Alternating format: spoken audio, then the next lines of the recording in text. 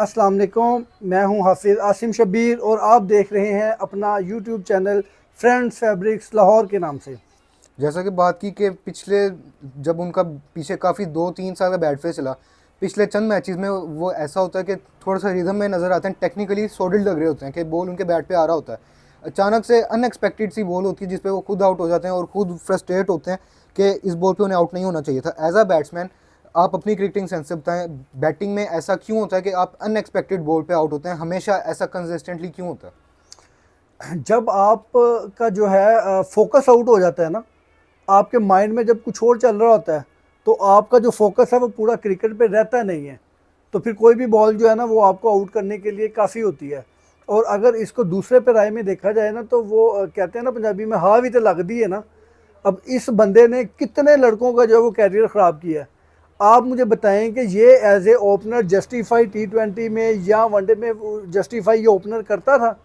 कितने लड़के थे जो ओपनर, मतलब फ़खर जमान बेचारा इसकी इसके लिए कुर्बानी दे के कभी वन डाउन खेल रहा है, कभी टू डाउन खेल रहा है, कभी फोर डाउन पे आ रहा है। साहबजादा फरहान बाहर बैठा हुआ है, अब्दुल्ला शफीक बाहर बैठा हुआ है। आपके जो प्रॉपर ओपनर बैट्समैन है वो बाहर बैठे हुए हैं, और जो ओपनर नहीं है, जिनका जो दायरे में सिर्फ 20-25 स्कोर वाले बैट्समैन हैं वो खेल रहे हैं। तो ये सारी चीज़ें जो है ना वो मिलके आपकी बैटिंग के ऊपर उसका असर होता है।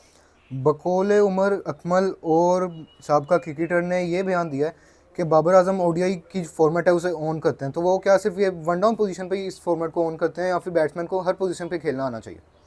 नहीं, हर पोजीशन पे अब जो है ना वो सारी क्रिकेट जो है वो कैलकुलेटेड हो गई हुई है। हर बैट्समैन हर पोजीशन पे नहीं खेल सकता।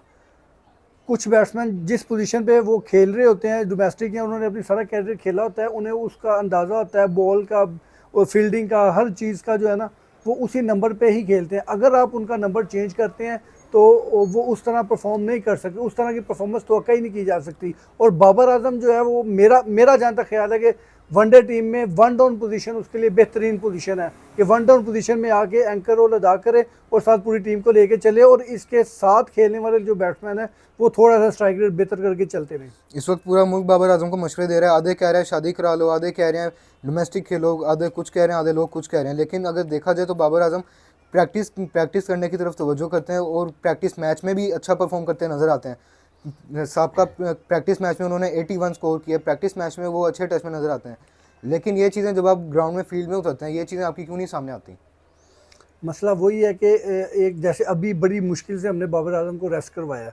बड़े प्लेयर को हम रेस्ट करवाने का नाम ही नहीं लेते। अगर बड़ा प्लेयर छोटी टीमों के खिलाफ अगर रेस्ट कर लेगा तो इसमें कोई कबाहत नहीं है।